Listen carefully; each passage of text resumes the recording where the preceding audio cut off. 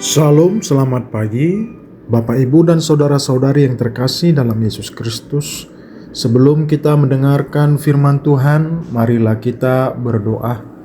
Kasih karunia dan damai sejahtera dari Allah Bapa kita dan dari Tuhan Yesus Kristus menyertai kamu sekalian. Amin. Bapak Ibu dan saudara-saudari, renungan firman Tuhan kita pada pagi hari ini Sabtu tanggal 19 April 2025 diambil dari Injil Yohanes pasal 16 ayat 22. Demikianlah juga sekarang kamu diliputi duka cita, tetapi aku akan melihat kamu lagi dan hatimu akan bergembira, dan tidak ada seorang pun yang dapat merampas kegembiraanmu itu.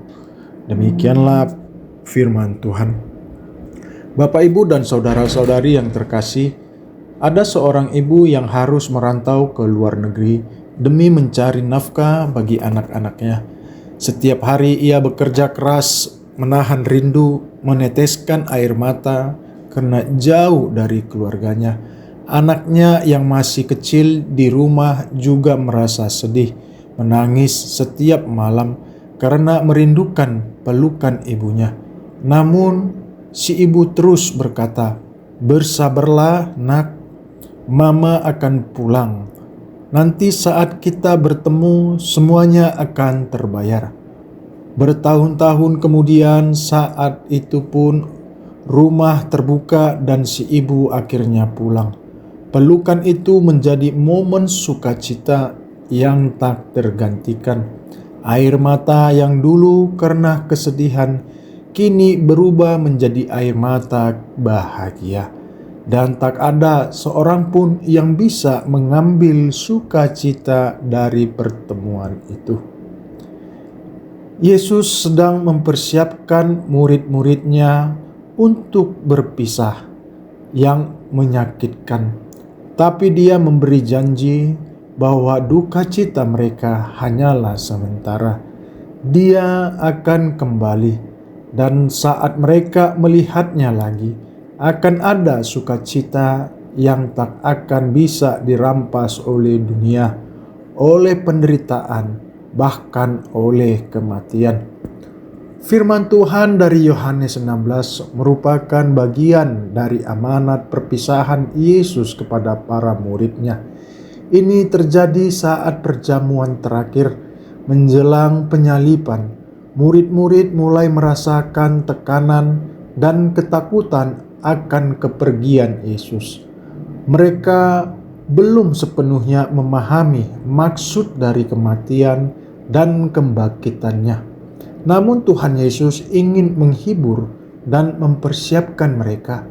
Kata "sekarang" menekankan kondisi emosional saat itu, kesedihan yang nyata dan mendalam. Dan Yesus berbicara kepada para muridnya menjelang penyalibannya. "Tetapi aku akan melihat kamu lagi." Ini adalah janji tentang kebangkitan. "Dan hatimu akan bergembira." Ini adalah janji pemulihan, sukacita yang dalam.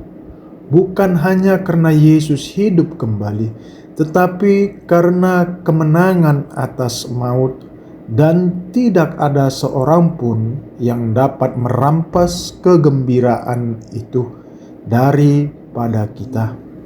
Ini menggambarkan sukacita yang abadi dan tak tergoyahkan, yang berasal dari hubungan dengan Kristus yang hidup. Kata "tidak ada seorang pun" memberi penekanan pada kekekalan dan kepastian dari sukacita itu.